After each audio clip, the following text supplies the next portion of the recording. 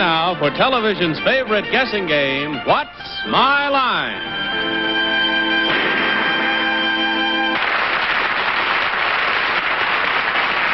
And now, from New York, let's meet our What's My Line panel. First, the moderator and star of I've Got a Secret and other shows coast to coast, Mr. Steve Allen.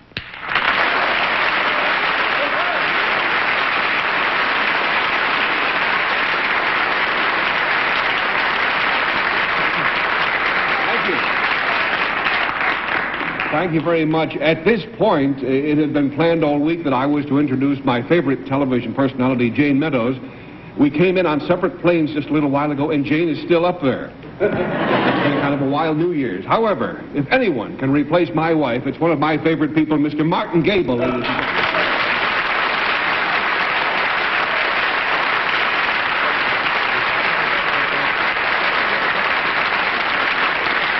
On my left, the person who has helped me survive into this new year, in fact, is the chief cause, Miss Arlene Francis.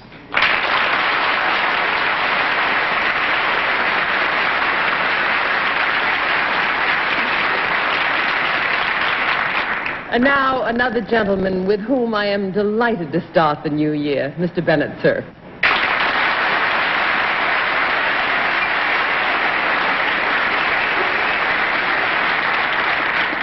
And here's a man who has resolved for 1966 never to mislead the panel. And this is a resolution you will see burst to smithereens within the next 10 minutes.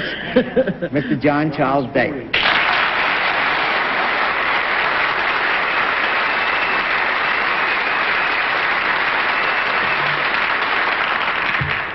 Actually, I can make no response to that because a couple of 3 weeks ago, Bennett was made chairman of the board at Random House, and you can't say things about chairman of the board. It's just not done.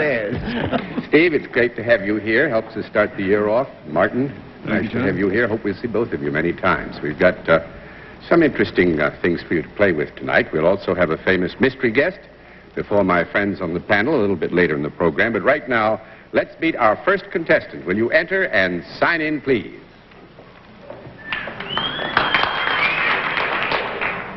Mary McClung, right?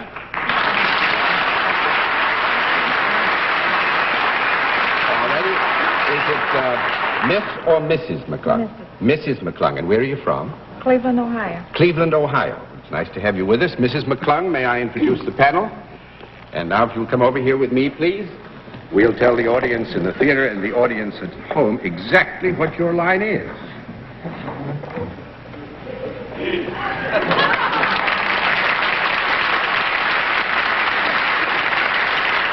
All right. Panel, we can tell you that Mrs. McClung is salaried and deals in a product. And we'll begin things with Steve Allen. Mrs. McClung, inasmuch as it's just past New Year's Eve, could your product have any relationship to New Year's?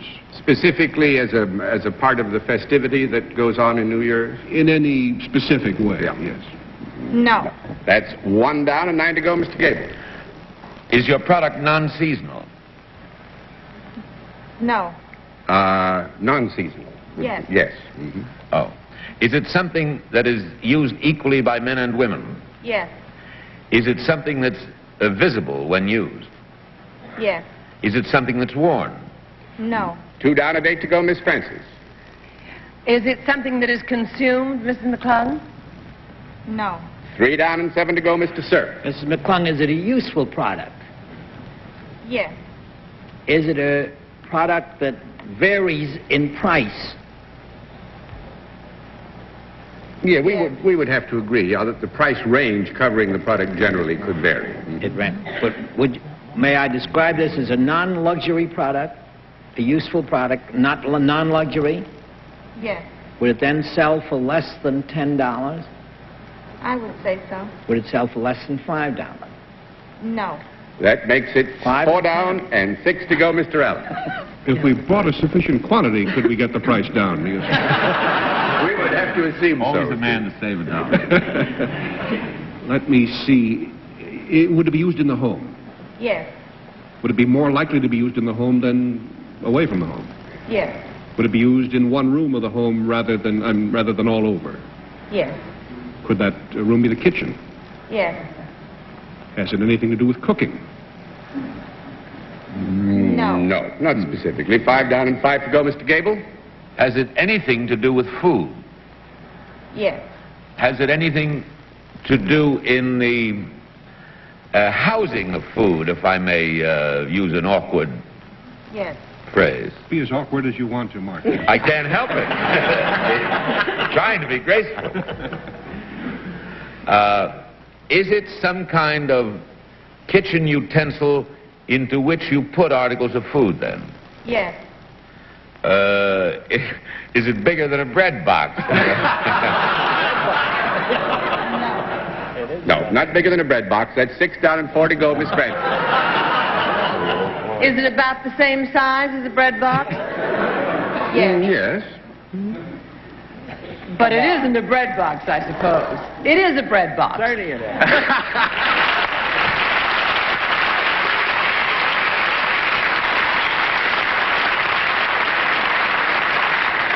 Well, needless to say, Steve, you recognize we set that booby trap for you. Now I do, yes. And It's the Steve Allen bread box. And thank It's you, one of Martin. those things you think of after you get home. You know, you should have said it and so on. Well, thank you very much, Martin, for After coming up being in with the business for 20 years, it's a wonderful thing to be remembered for, John. Your bread box. Well, actually, Mrs. McClung is with the Chromex Company of Cleveland. And to get to the price, they're made out of, many things, chrome, Must be an aluminum. expensive bread box. No, its average price is around $10. It's a quality price. The average price is around $10, so we could legitimately We have a give you that. $4 bread box. You have a $4 bread box. Well, We don't even have any bread. you both can move up. Martin can get a $10 bread box, and Bennett, we'll give you some bread, and that'll take care of that, and we'll give our thanks to Mrs. McClung for being a nice guest. Thank you. Nice to have you.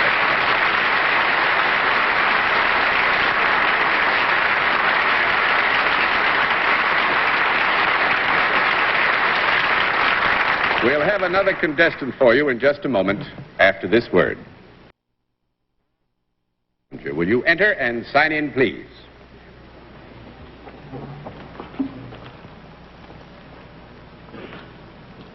Charles Kabibi, right, sir? All right. Mr. Kabibi, where are you from? Brooklyn. Brooklyn. Well, now, yes, you've got your plaque here. You've always got some customers from Brooklyn. Right. All right, Mr. Kabibi, may I present the panel? Now, you join me over here, sir, and we'll let the audience in the theater and the audience at home and the audience in Brooklyn know exactly what your line is.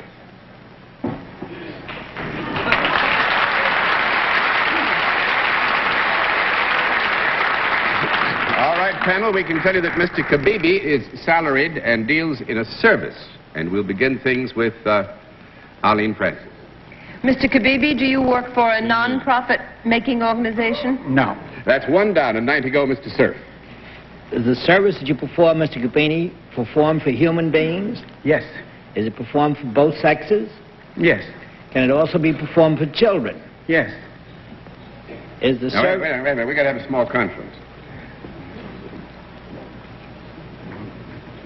It's a nice watch, John. Bennett, we think this might be misleading. We will agree that the service that Mr. Kabibi particularly gives is used by both men and women, but we would doubt very much that his specific service would be used by children. So we give you So a I no. get a no. Yeah. 2 down and 8 to go, Mr. Allen.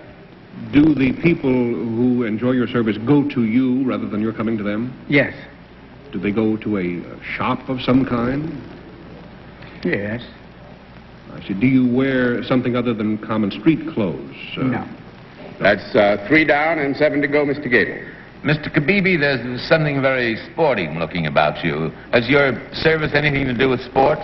No. That's 4 down and 6 to go. I want to congratulate you on your deductive powers. Thank you. That's a Moriarty. 4 down and 6 to go, Arlene. Mr. Kabibi, you wear the same sort of thing you have on now for your Yes. job, then? And people come to you and your job mostly is indoors. Right. Do you ever advise them in any way, Mr. Kabibi? Yes. Do you advise them as to their well-being? No, I don't think so. 5 down and 5 to go, Mr. Sir. Mr. Kababy, do you advise them on their physical appearance in any way? No.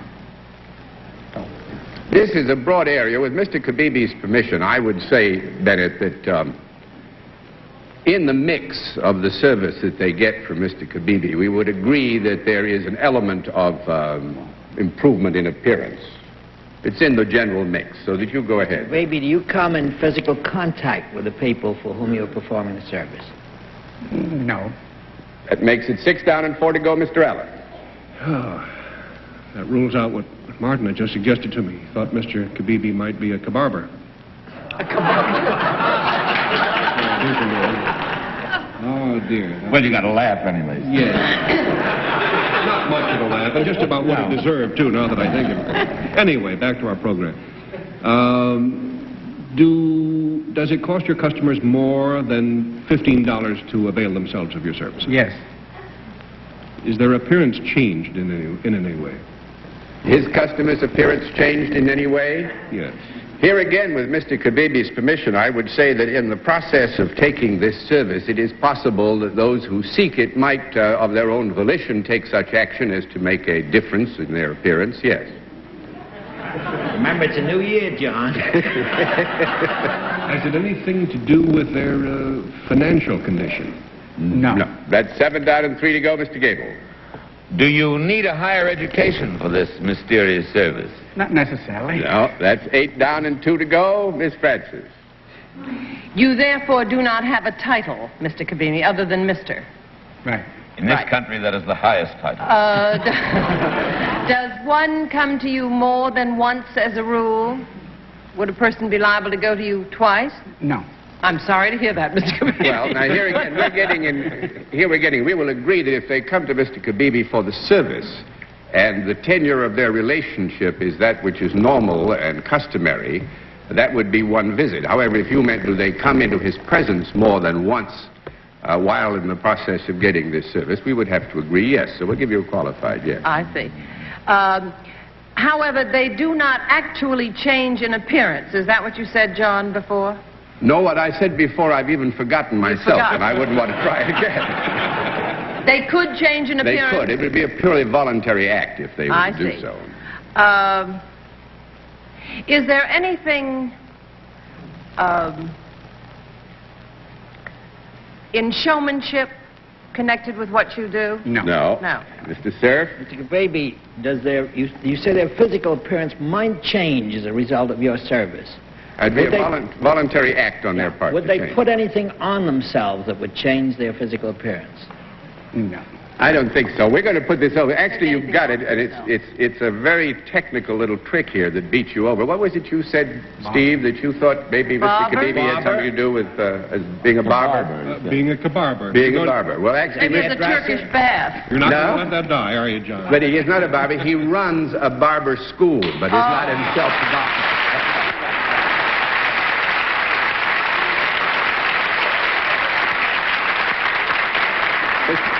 He runs the Atlas Barber School here in Manhattan, and he shows other people how, but does not himself do the barbering. So he's a... Mr. Kababy, one of your students flunked his exam on me last week. Yeah, I know, Bennett. It shows. What Bennett is trying to say is his student made a kaboo-boo. I'm glad you said that. Say, Mr. Kabibi, somebody told me you have a master's degree from Columbia. That's right. What did you take your degree in? Romance languages. Romance languages. Does this help you running a barber yes. school? It does. Oh, that's pretty wonderful. Mr. Kabibi's got a master's degree in romance languages from Columbia University. So you can see if you study romance languages, you never can tell where you're going to wind up. Maybe on What's My Line. Bob, Thank you very much, sir. Bob, I told you.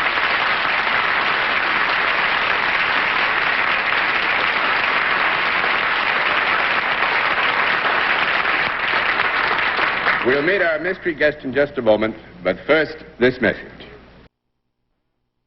Challenger, for which the panel is always blindfolded. Are the blindfolds in place, panel?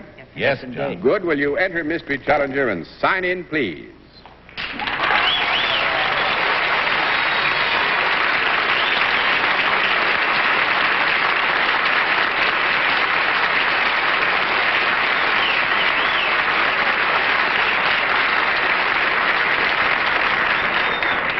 panel. As you know, in this case, a different form of questioning, one question at a time, in turn, moving clockwise, and we will begin with Bennett Cerf.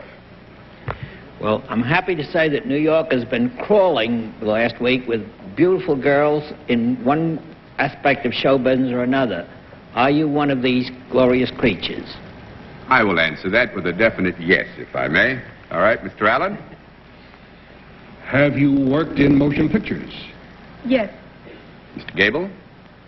Is that your principal profession? Oh, yes. Miss Francis? What? Oh, yes. Are you something other than American? Half. What? Half. Half. Mr. Cerf? Have you got a father who's one of the most famous people in the whole world? Right. Yes. Are you Miss Chaplin? Yes. It's right, Geraldine.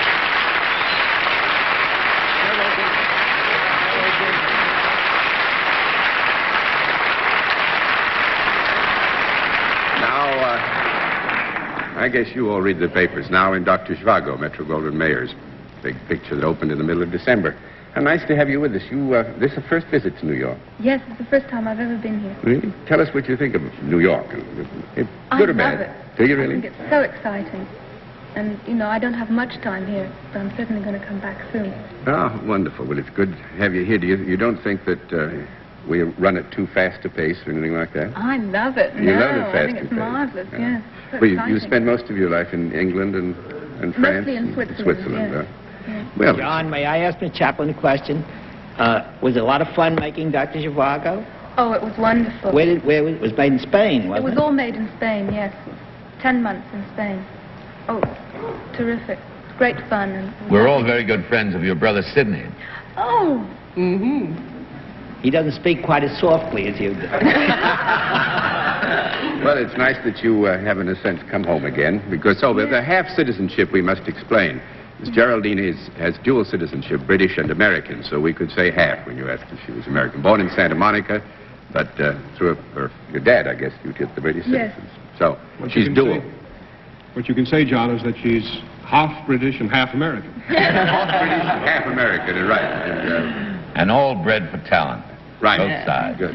And thanks very much for coming to join us. Nice to have you with us.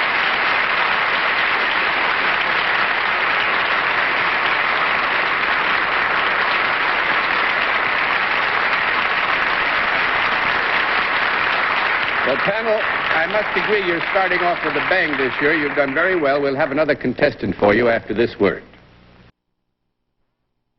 Please.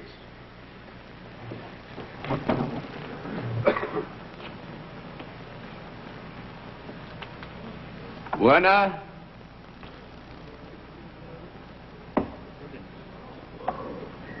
Yes, indeed. Werner, yes, indeed. How are you?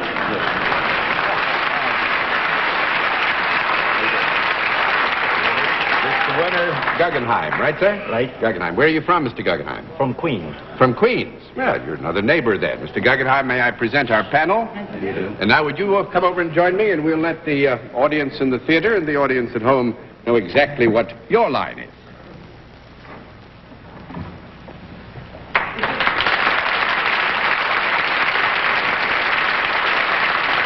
All right. Panel, we can tell you that Mr. Guggenheim is salaried and deals in a product, and we will begin with Martin Gable. Mr. Guggenheim, am I right in thinking that you're not related to the Captain Harry Guggenheim who owns Newsday? You are right. It's unfortunate. Is your product something that any member of this panel could use? Yes. Is it something that would be more apt to be used by the men on the panel than the woman on the panel? No. No, couldn't say that. 1 down and 9 to go, Miss Francis. Is the product found in the home, Mr. Guggenheim? Yes, it is. Is it a pleasant product? Yes, rather. Is it a product that might be found if one had a 2-story house on the first floor of the house? Not necessarily. Just say yes. Don't give me any information. Well, I It think could that be. giveaway means it could be found in any part of the house. That is so. Does this product move of its own volition? You mean from one place to another, get up and go from one place to another? Doesn't move that. No. No, that doesn't do. 2 down and 8 to go, Mr. Cerf. Mr. Guggenheim, is this product consumed? No, it is not. 3 down and 7 to go, Mr. Allen. When you specified that the product did not move from one place to another, did you mean to imply that there is some movement even though the object remains stationary? Yes. It has then moving parts. Yes, it does. Is it made of metal? Yes. Could it be described as machinery of some kind? Some kind of a machine. Yeah, we would agree loosely that you could describe it as having some relationship to machinery. Loose machine. Does it work under its own power rather than being plugged in electrically? Yes. And I gathered it would be more likely to be found upstairs from something that was, although it could be found... No, I think the final deduction there was that you could find it around the house, and it had no particular relationship to... Is it smaller than a bread box? Yes, it is. Has it anything to do with any kind of a time-telling device? No. No. That's 4 down and 6 to go, Mr. Gable. Is it something that one customarily moves from room to room? No. No. 5 down and 5 to go, Miss Francis. When it is in use, is it, does it have to be handled by someone rather than just let it be there and it's useful all by itself? Someone has to be doing something to it or with it in order for it to be useful. Yeah. Does it have anything to do whatsoever with communications in any way? No. No. That's make 6 down and 4 to go, Mr. Cerf. Mr. Guggenheim, does this product have anything to do with either beautifying or cleaning? No. 7 down and 3 to go, Mr. Allen. Oh, dear. Has it any effect upon the health of the user? Any effect upon the health of the user? Yes. No. No. That's 8 down and 2 to go, Mr. Gable. Is there something on it when one moves it? No. Nope. 9 down and 1 to go, Miss Francis. But when it is in use, must it be applied to something or someone in order for it to be useful? No. No. That's Doesn't 10 make down and music. no more to go. What'd you say, Bennett? Make music or anything like that? Is it a phonograph or a radio or something that No, makes that would music? be communication. Or a Music box. Play a music box? Music box is right.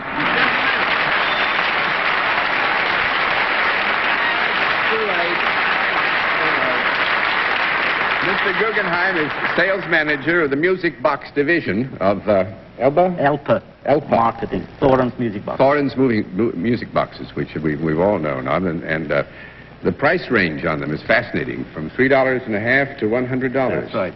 Beautiful. Make beautiful music, and everybody has a What's perfectly... your most popular song, Mr. Guggenheim? Well, for children, of course, it's Brahms' Lullaby, Rockabye Baby, and Stuffed Animal. But for adults, it's I Love You Truly and Let Me Call You Sweetheart. Oh. Well, that is 1966, and nothing has changed. Yeah. Nothing has changed at all. Well, we stuck the panel, and we thank you for that, sir. It's nice to have had you with us. And what's my life.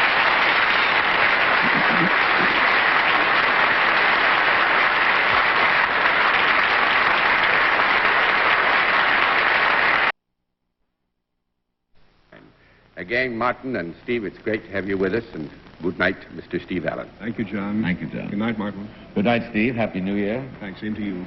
Arlene. Arlene, what? See you this year. Joyous New Year, everybody. And to you, Bennett. And I wish you all the same. And John, no more babies this year. I knew when he got to be chairman of the board, he'd become the bossiest man I ever ran into, and it's begun already. So there you are. Well, thanks to everybody for being with us on What's My Line? You are a country of trivia lovers. I'm so excited I can't stand it. And you're hungry for a challenge. Wake up now, all my Quiz Nation people. Give us a call. If you've got the brains, Mark, Helen. we've got the cash. You just won $400. Quiz Nation, Wednesday through Saturday at midnight.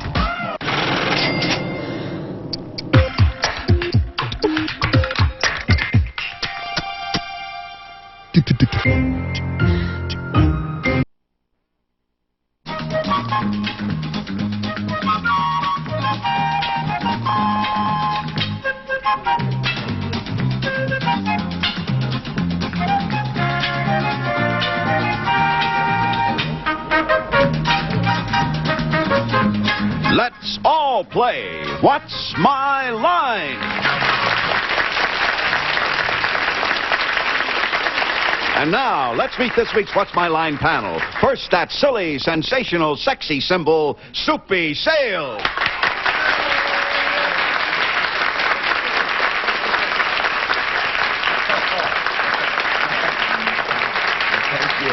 Thank you. And thank you, Wayne Howe. It's a pleasure to welcome back to the panel of What's My Line the beautiful young lady you see every night on Beat the Clock. Would you please welcome Gail Sheldon.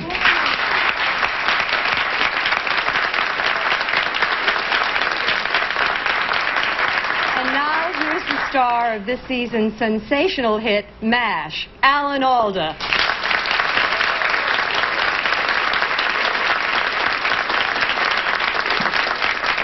Here's a charming actress and author whose book, The Deceivers, is a big hit, but on this show she always tells the truth.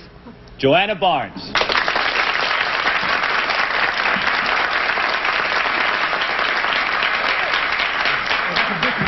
And now the leader of our fearsome foursome, Mr. Larry Blyden.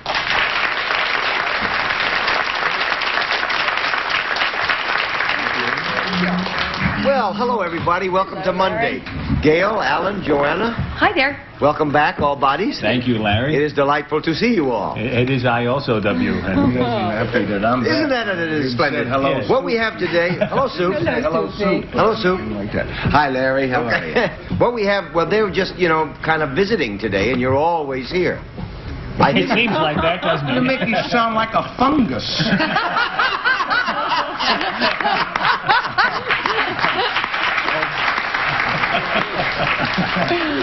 Listen, we have two terrific challenges for you today and a marvelous mystery guest who will puzzle you. Right now with our first challenger, enter and sign in, please.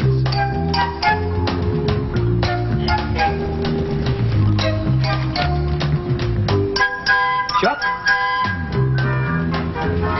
Bosworth.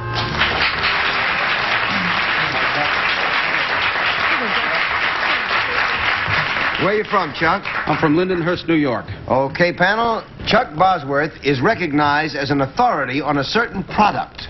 We will now show the audience what the product is.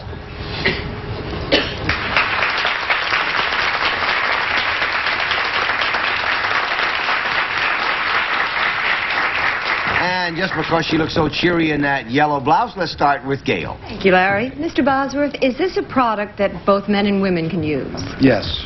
Is it a product you'd find around the home? Yes. Is it a product that you'd find in a particular room in the house? Yes. Would that room be the kitchen? Yes.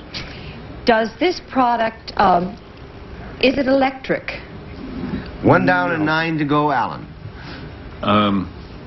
Did we establish it would be found in the kitchen? Yes. Yes. Yeah.